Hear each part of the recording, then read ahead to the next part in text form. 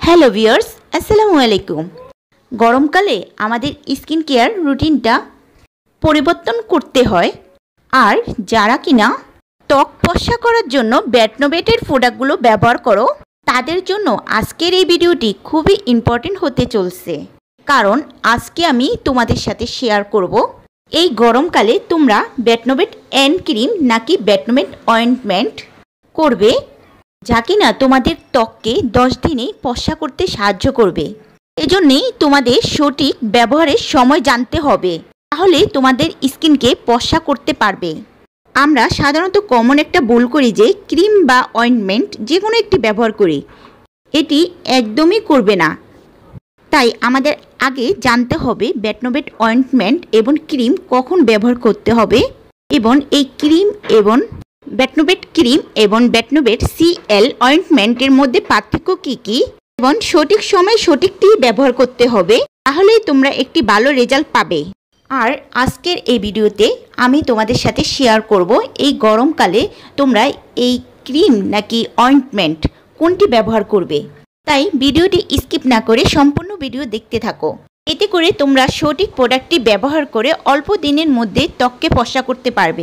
তো শুরু করার আগে তোমাদের কাছে ছোট্ট একটা রিকোয়েস্ট, তোমরা যদি আমার চ্যানেলে নতুন হয়ে থাকো প্লিজ একটি সাবস্ক্রাইব করে রাখো।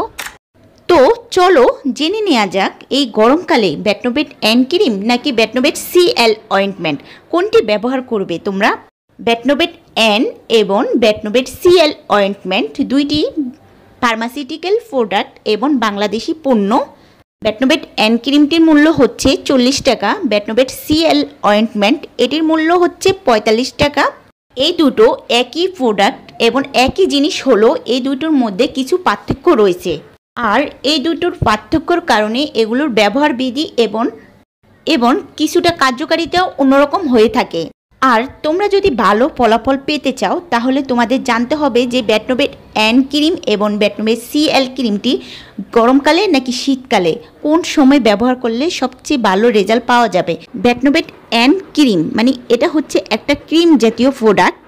যখন তোমরা এটি ব্যবহার করবে দেখবে পাতলা এবং ক্রিম টাইপের একটি ক্রিম, একদম পাতলা টাইপের এবং স্কিনের সাথে সহজে মিশে যায়।